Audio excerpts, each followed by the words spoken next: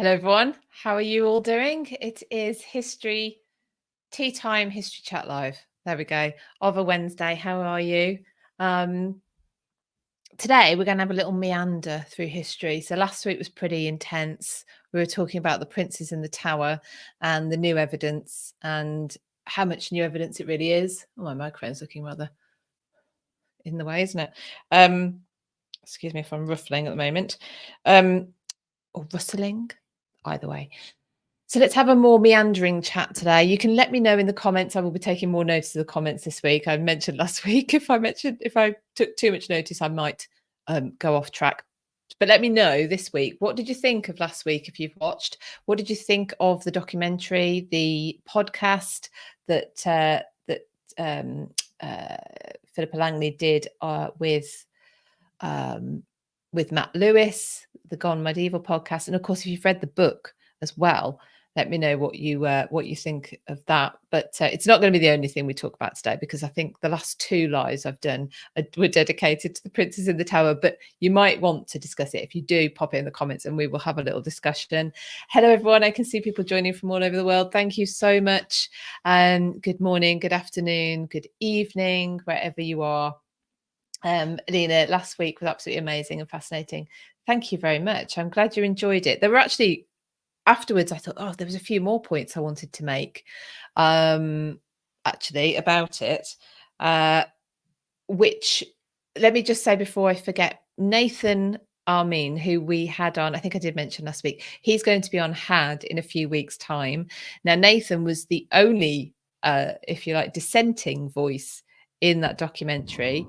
And he was actually, apparently, someone fed back, he was completely cut out of the PBS version. So actually, if you were watching in the States last Saturday, did it go live last Saturday?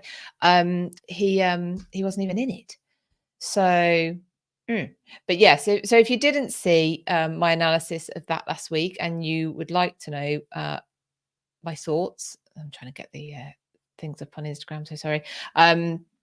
Then please feel free to go back. We can discuss little bits of them today. Lottie Rose, thank you so much for my badge. That is very, very kind. So I am, Marianne said, yep, no Nathan. So join us for HAD in a few weeks' time to see Nathan and get his take on it as well. One of the things I didn't mention last week, and I'm going to mention it now because it's not really the right time, but I don't want to forget, is that I had the impression from that documentary that all of those pieces of evidence had been discovered by this research team of volunteers, which Philippa Langley had sort of asked for and people had come forward for. And as I understand it,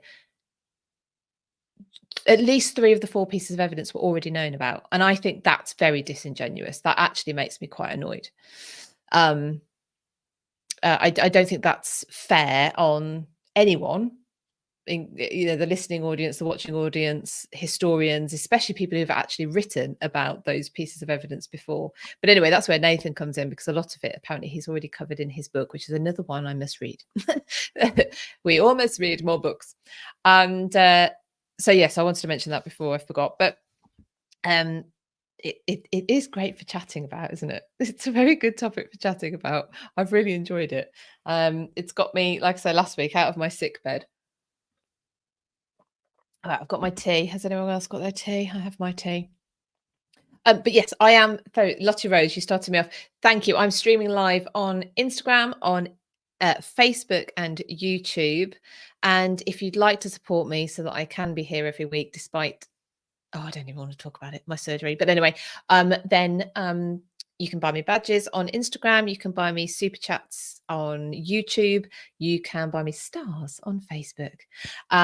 But the way I would love you to support me is to join my Patreon, which lots of you here are already part of my Patreon. I love it.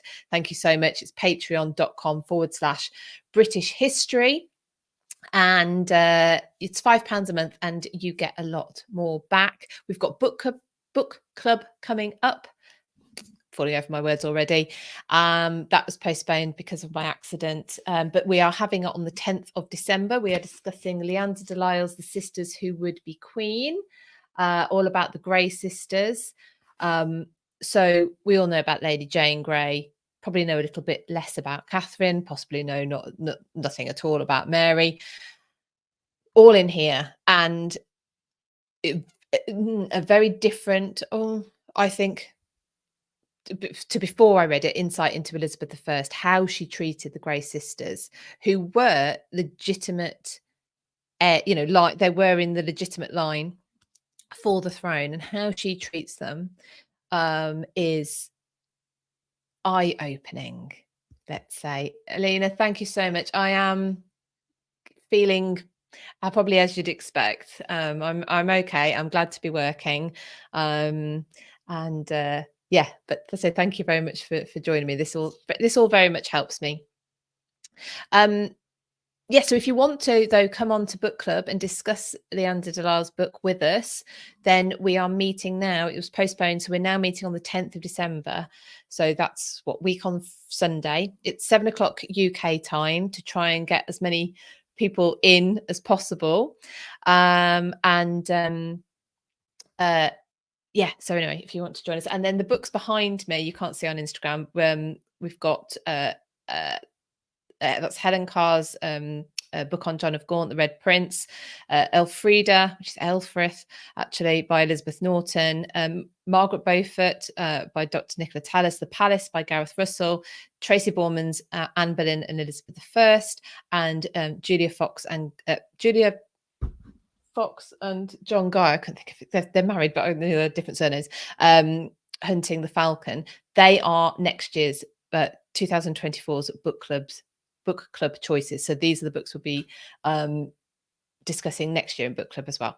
So Melissa, last week was an absolute tour de force of evaluating historical evidence, critical thinking. Bravo. Thank you very much. Thank you. Now I know, there's people who've there's lots of commentaries on this evidence that's been put forward. So I know, it's probably nothing in what I said that's particularly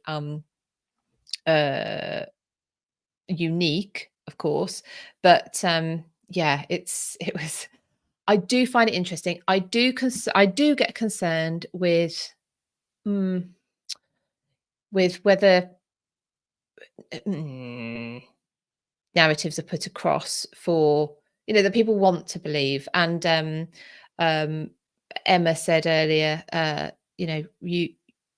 who doesn't want to believe that the boys survived? Absolutely. Who doesn't want to believe that the boys weren't killed? True. But I think the leaps in the evidence were huge, from what it was showing to what the conclusions were from it. And also I really, really don't like people presenting evidence as if it's new and as if they found it when it was already known about. And that concerns me. And I think it should be highlighted that was the fact.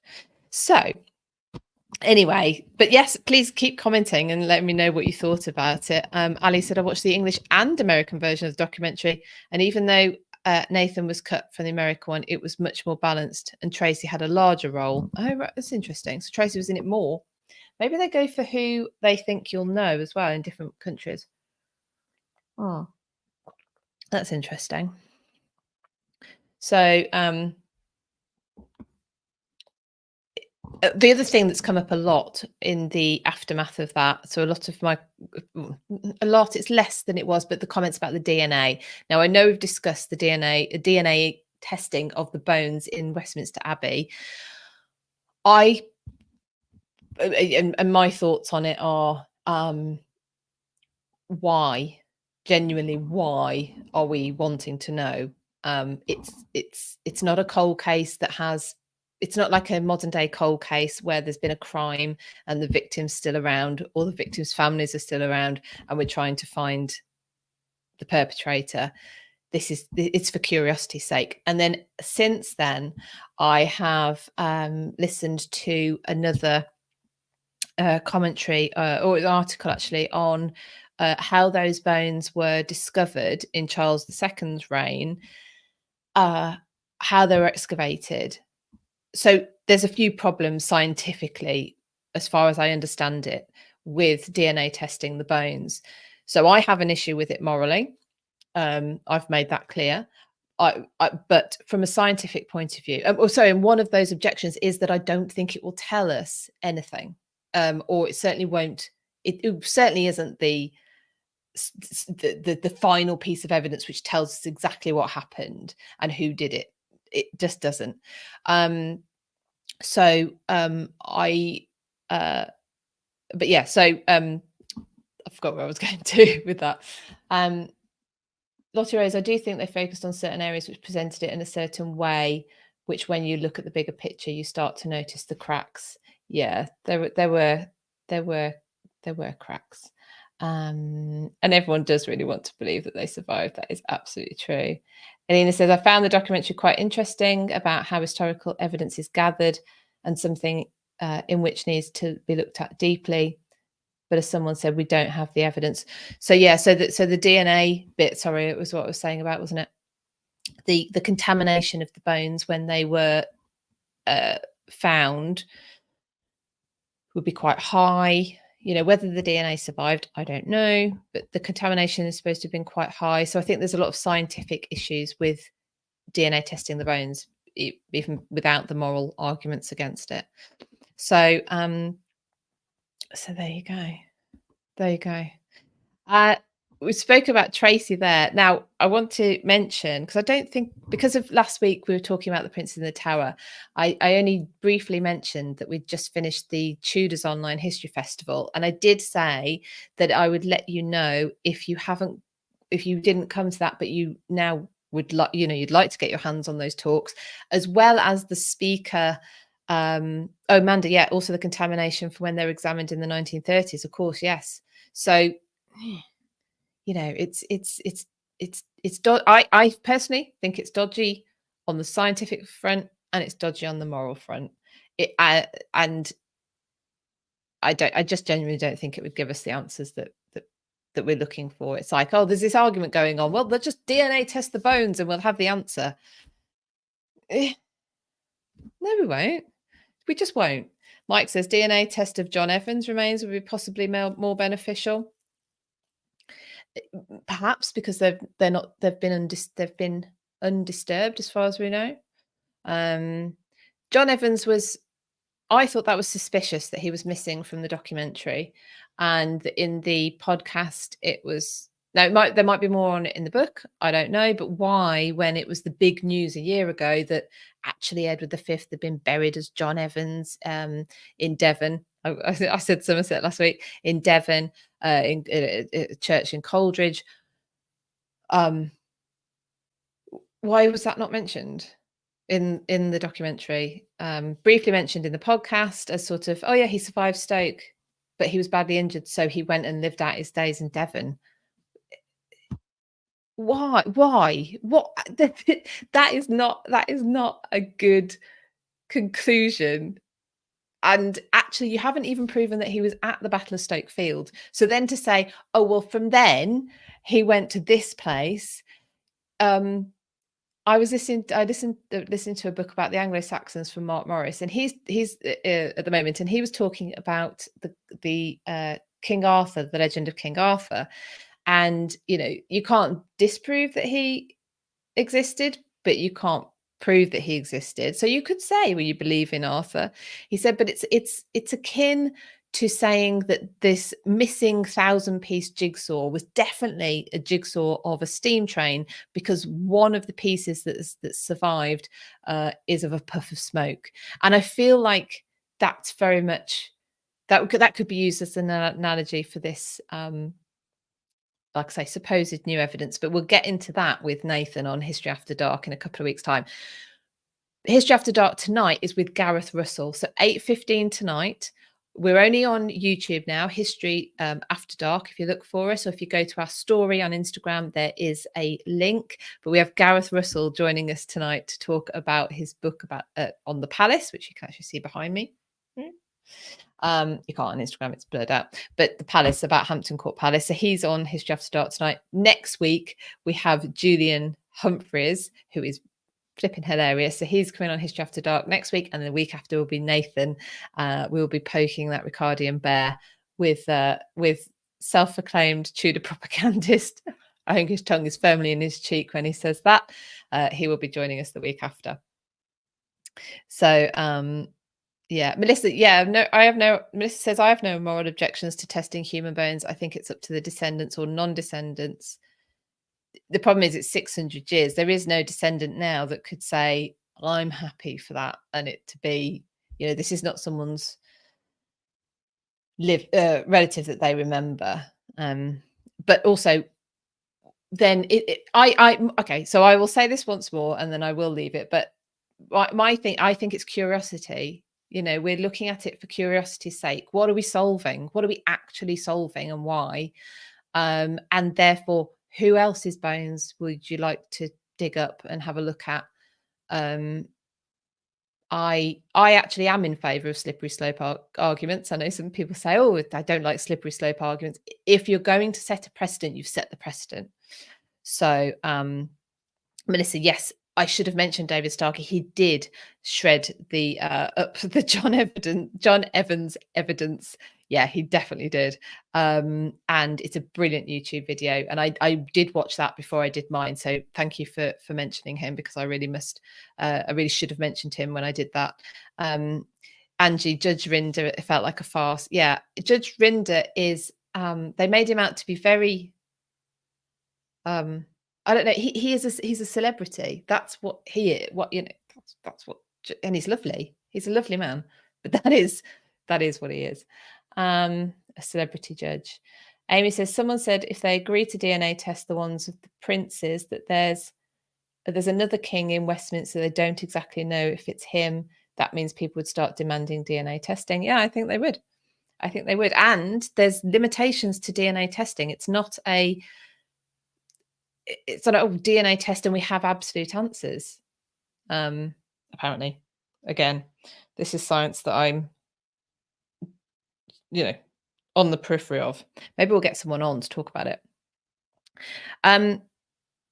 So it's great though, isn't it? Isn't it such a fabulous? I really do, and I have to say, I really do. Like, I love the fact that it started a conversation, and I do love the methodology of getting people looking in local archives. Like I said last week, I think that was brilliant. I think there is so much in archives that no one knows about, that I think that, I mean, imagine if you went into an archive with no expectation of what you're looking for or what you might find, because have a complete open mind. I think that would be the things that could be found.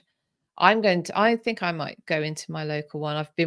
I did go into Worcester's archive, not the cathedral, the actual archive in the library, and there was something about tea.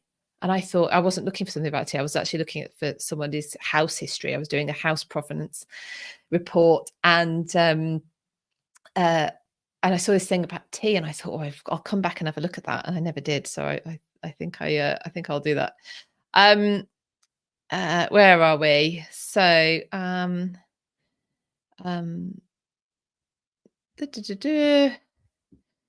Marianne Rosie, accuracy drops off dramatically after 6 generations. The DNA, that's very interesting. You see, so this is there's all the science bit as well. That's the half-life of DNA is 521 years.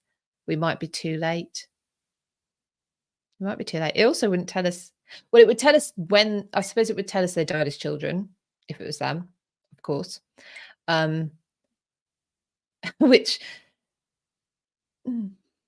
I wonder who's now in favour of not testing. Who was in favour of testing before? So, but yeah, I've mentioned there Tracy. I mentioned there Gareth. Both of those amazing people and historians were involved in the Tudors Online History Festival, which we had weekend before last. So I didn't mention it too much last week because we were talking about the Princes in the Tower. But I can tell you now where you can get hold of those talks. So if you were there, if you had a ticket, you've got access to the talks through the Eventbrite page. If you weren't there and you feel like you should have come along, you should have come along and listen to the talks. I have actually packaged them up, and you can get hold of them on buymeacoffee.com/Philippa. So Philippa. That's my buy me a coffee. buymeacoffee.com/Philippa. Philippa. And you can get hold of the package of talks from the Tudors Online History Festival. You can also get hold of the package of talks from the Georgians, which was we had in the spring, and the Stuarts from last autumn. They're all packaged up, and they're £22 on Buy Me a Coffee. Or if you want to grab your ticket for the Stuarts 2024, so we have the Stuarts return. Basically, the Stuarts are returning for the next online history festival in March, 22nd to the 24th of March. Then you can get those talks as a bundle added on for £18. So they're £4 cheaper. And there are some early bird tickets for that online history festival. It's the Stuarts 2024.eventbrite.co.uk. Let me just check I got that right. You can, so you can either add it. Yeah, that's right. So the Stuarts 2024.eventbrite.co.uk. And you can get an early bird ticket. I think there's 15 or something early bird tickets left. They're £18. They go up to 21 when all of those have gone. If you're a member of my Patreon, you get them for £18 whenever you buy it. But like I say, though, you can add on this bundle of talks from any of the previous online history festivals if you want to.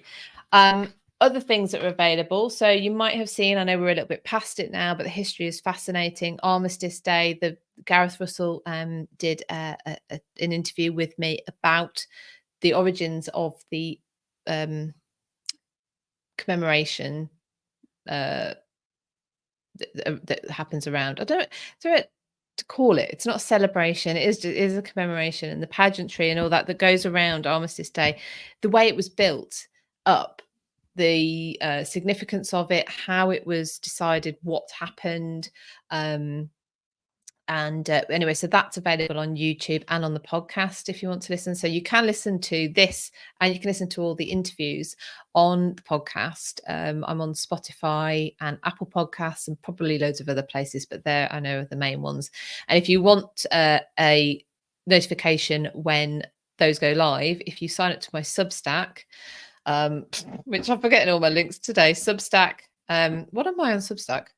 That's another Philippa one. I will let you know in a minute. Then you get a notification as soon as I have put new things up. So it's substack.com/Philippa B. So substack.com/Philippa B. That's free as well. So what else have we got? I would have looked towards seeing if any comments were ever made by Sir John Donne, close friend of the Dowager Duchess and stepdaughter and courtier at Edward IV's court, who would have seen the princes growing up. Yeah, it's like there's other things missing. One of the things that so there's things missing that you just thought would be there. A lot more accounting records. I liked the idea that they went to the accounting records. That's not new. That's how a lot of things are put together. I think I mentioned last week, Simon Thurley mentions that he uses accounting records a lot to find out how things were built, who was living there, how it was used. Helen Castor, I remember when she was talking about her book when she was looking at the murder of Edward II in Berkeley Castle. She had the account book, how many eggs. I remember definitely how many eggs. She's talking about how many eggs were being used, were being bought in. So accounting records, progresses, they're told by way of accounting records. It's always follow the money, isn't it? It's always follow the money. It's follow the money today. And that was so that it was good. They went to them. That's not particularly unusual. But yeah, you'd have thought there'd be more. These boys needed paying for, not just the arms for when they are going to invade or try and take back the throne, but to feed them, to clothe them, to house them. And they would be on the continent. So they would be out of the grasp of the grips of Henry VII and his destruction of documents. I also don't know how you can say which documents were destroyed if they're destroyed. That's a bit odd. You can say some things have been destroyed, but you don't know what's been destroyed unless there's another copy of it somewhere, which we don't have because it's been destroyed. Very circular. So Beverly says the bones would tell us if they were children when they died. Absolutely. Yes. Yes. We would know if there's any chance that they lived to adulthood. I just don't know if the science is able to actually do it. History Lover says, I love how accounting records are evidence in history. I freaking love that. And probably the most boring records, like if you were looking at someone's accounting records today, unless it was something juicy, I suppose, it would be like, God, this is boring. And then you oh, they ate 30 eggs a day. That's really interesting. What she's looking 500 years ago or more. Oh my God, look how many oxen they ate. Brilliant. Amy, Edward's sister hadn't seen one of her nephews since he was 7. So how is her ID credible when she even knows what he looks like? So yes, this is Margaret of Burgundy, isn't it? The sister of Edward IV and Richard III. And I didn't actually know that she saw him at 7. When she was married and moved to the continent, I think was the year. I did write this down for last week. I haven't got it now, but it's like he was a baby. It was like the year after he was born, or he might not have even been born. I think she might have gone.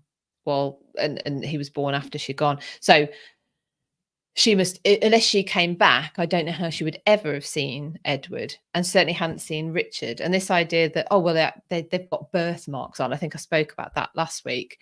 And one on his thigh that only his family would know. Why would his family know that? What? Why? They haven't been in the country for years, but they know about a secret birthmark on his thigh because they presented him at court once and said, if he's ever if his identity is ever disputed, remember this birthmark on his thigh. Marianne, Margaret came to England when he was in 1470. So yes, so he'd have been 7. He was born in was he born in 1470 or 1473? Either way. But yeah, so there you go. Mike said, yeah, met him at Simon House with Edward IV. Yeah, but it was definitely within her interest to say that he was anyway, he was her nephew. So if a document is mentioned in another document and it can't be found, destruction pops to the top of the list. Yes. So that was my challenge actually to the person who challenged me. I don't know. I don't know the answer, by the way. I'm just saying, if you're going to say, boom, that document, this proof that they continued to live and they were paid for, that proof has been destroyed. That in itself is not proof that it's been destroyed, because you can't say what's been destroyed. Is and if it is referenced somewhere else, cool. What is it that we're actually missing? Not just Henry VII destroyed loads of documents. What documents then? If you're so sure, then you must, do you know what I mean? There's cool. Let's. I mean, I'm interested. I'm really, really interested. Like I said last week, I have no skin in the game. By the way, I don't care whether it's Richard III who did it or Henry VII who did it, or the plague that killed them. I'm not wedded to a side on this. I don't think it's useful to be. In fact, I think it's detrimental to be that in history. If you've wedded yourself to an outcome, to you can't look at the nuance. You can't look at someone in all their shades of grey. It's if you're trying to say somebody is, if you're trying to put across their character as either all bad or all good, it's just not. I don't think it's possible. Manda says, I honestly don't think they would be successful pulling usable DNA from the prince's remains. The conditions the bones were found in, moisture, oxygen, and bone is the hardest substance to pull from. Yeah. Um, yeah, I think I'm hoping that argument is just slowly going to fall away because and the idea that Richard that excuse me that King Charles III, the moment he gets on the throne, that his top priority is going to be saying that the princes in the Tower bones need examining. It's like I think he might have a bit else on. I know it's very important to us, but I'm not sure it's top of his priorities. Um, yeah. Anyway, so I mentioned I'm reading a book, Mark Morris's book about the Anglo-Saxons. Fascinating, by the way, because it is messy. The formation of England, the England that William of Normandy, Duke William of Normandy, comes over and uh, takes over, is built over like 700-800 years. It's fascinating. Anyway, so Mark Morris's Anglo-Saxon book I would thoroughly recommend. Yes, Jenna, I think we just need to accept that we will never actually know what happened to them. Absolutely. By the way, we don't actually know what happened to a lot of people and a lot of things. We weren't there. And even if we were there, we would disagree because we disagree now on what's happening all over the place now. I'm obviously reading The Sisters Who Would Be Queen by Leander Delisle, ready for book club. And the other thing I've been very lucky, I'm going to put, I've been very lucky to get hold of, and I'm going to put some things in Patreon about this. So again, if you want to, Mark Morris, Marianne, yeah. I think it's MARC, Mark. It's about MARC for him. I'm going to put something in Patreon about this. I'll tell you about it in a second. Again, I'd love you to join me on my Patreon. £5 a month, cancel any time, no hard feelings.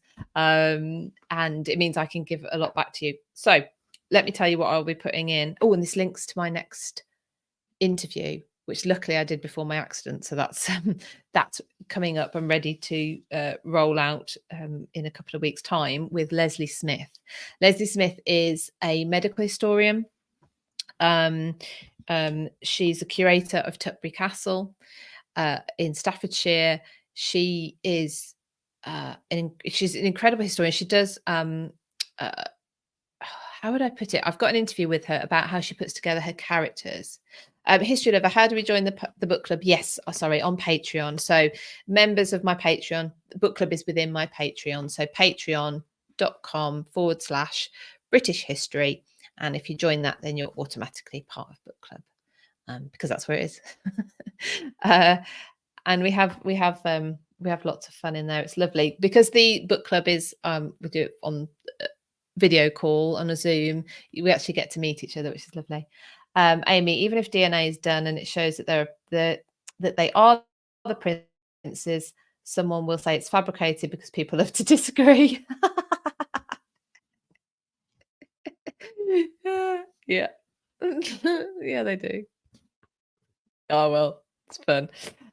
Right, so I will be, like I say, writing something in Patreon about this. So these are articles which Leslie Smith has written. Sorry, I was saying, yes, Mike, sorry, thank you for reminding me. So she portrays, I think it's like 30 or so different female characters from history, right from Boudica.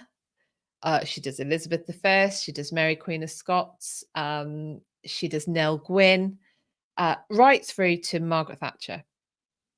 And if you're interested, there is an interview with her on my podcast and also on YouTube, where she talks about how she how she sort of prepares for these performances. And it's not genuinely not how I thought she would do it. I was completely blown away when she told me how she prepares for those performances. But she is, like I say, a medical historian. I'm trying to find where it says exactly so I can explain to you. But anyway, of the 16th century, women's health particularly, and she has written about, well, the ones that I'm going to be talking about, because contraception in the 16th century, brilliant, lots of it. But interesting, Mary Queen of Scots. This is a very interesting article because she goes into timings of the miscarriage that Mary Queen of Scots has with the twins at Lochleven. So this is after Darnley has so Lord Darnley, her second husband, has been murdered in well, Kirkerfields, where he's staying, explodes, but then he's found in the garden, murdered. And Mary is, the story goes that she is abducted by Bothwell, that he forces himself on her and therefore she has to marry him. They then have the Battle of Carberry Hill, which they lose. He flees. She flees to England, and that is the beginning of her sort of 19 years incarceration, which ultimately ends in her execution at Fotheringhay Castle. But before that, she's at Lochleven Castle, and she is forced to abdicate in favour of her infant son, James. And while she's in captivity there, she miscarries twins. And this article that Leslie has written goes into the evidence for the timings, basically, of that pregnancy, and therefore how likely it is that she conceived when she said she conceived. It's very interesting. It's called, Melissa, Mary Queen of Scots, the Daughter of Debate, but it's in the I don't know how you would say this. It's in the Family Planning Reproductive Health Care Journal. So the Journal for Family Planning and Reproductive Health Care in 2008. So this is why I'm going to put it into, I'm not going to, I'm just going to discuss it in Patreon. So if you want to know more about that and how she comes to those conclusions, then I will be popping a short article into Patreon based on that. But the other thing coming up with Leslie is I actually went up to Tutbury Castle, actually the day of my accident, and recorded an interview with her about women's health in the 16th century, you know, from all sorts, how they dealt with periods, how they dealt with the menopause, how they dealt with pregnancy, birth, everything else. And it was absolutely fascinating. So in a couple of weeks' time, that will go live. I haven't sorted out the date yet, but if you're a member of my Patreon, you will get that a week early. It was a little bit last minute organized, so I'm sorry I didn't get to ask you for your questions, which I would normally do. I'd normally ask patrons for their questions for people I'm interviewing, but you'll enjoy the interview nonetheless. So yes, we've got the Armistice Day video available. Oh, the other one I've put available is Blenheim Palace, virtual tour of Blenheim Palace. That was originally put together for patrons who that I produce exclusive content for. That is exclusive for at least 12 months. But the virtual tour of Blenheim Palace is now over the 12 months. So I have released that for general viewage. So if you want to see that, that is on my YouTube channel as well. So before I leave you to your day, I just wanted to, I've forgotten to let you know who we've got already planned in for the Stuart's Return Online History Festival. Gareth Russell is coming back again. His research for the Palace and other books has given him such a fabulous insight into some of the Stuart history, some of the queens, and he will be doing a talk on one of the queens. Julian Humphreys will be talking about Charles II's escape, which was epic. Can't wait for that. Phil Downing is going to be talking about the Gunpowder Plot. So Phil is he's the house manager at Harvington Hall. They do big thing about the Gunpowder Plot because of course it was recusant Catholics who were behind that. He's going to be doing a talk on that, and Andrea Zuvich, who has a fabulous book about sex and scandal at the Stuart Court, and she will be doing a talk. So we're in the process of securing some more speakers, but they are definite so far. So like I say, if you get in now, if you're a patron, please follow the link via Patreon, because they will you'll always get discounted tickets.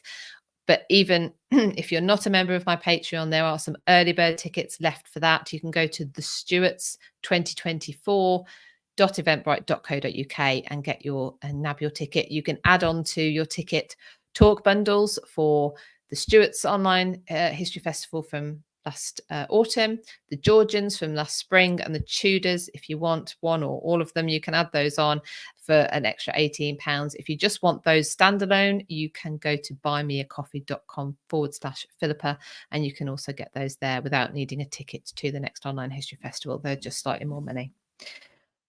Everyone, thank you so much for joining me for this little meander today. Thank you for supporting me in my return to work. My hand, Melissa, is I did actually have to have, I hope no one, right, if anyone's eating, maybe switch me off now.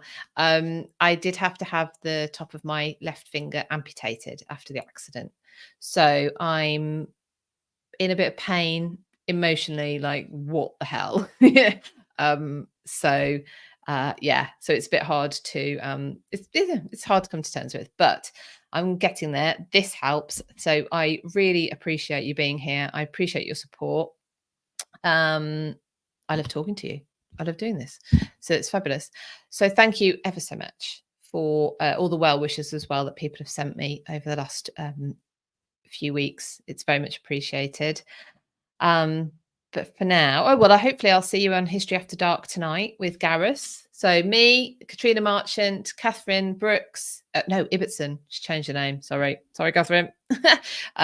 We will be, so Gareth Russell will be joining us tonight to talk about the palace and probably anything else that comes up as well. It will be hilarious, that's for sure. So I hope to see you there. Otherwise, I will see you back here next week, same time. If you have any suggestions for topics you'd like me to cover on these lives, please let me know, because sometimes I just have a mind blank and I'm not quite sure what to cover. So I'm happy to take suggestions. If there's something I can cover, then I will do it. All right, everyone. I'll leave you be for your day and hopefully see you this evening. All right. See you soon. Bye-bye.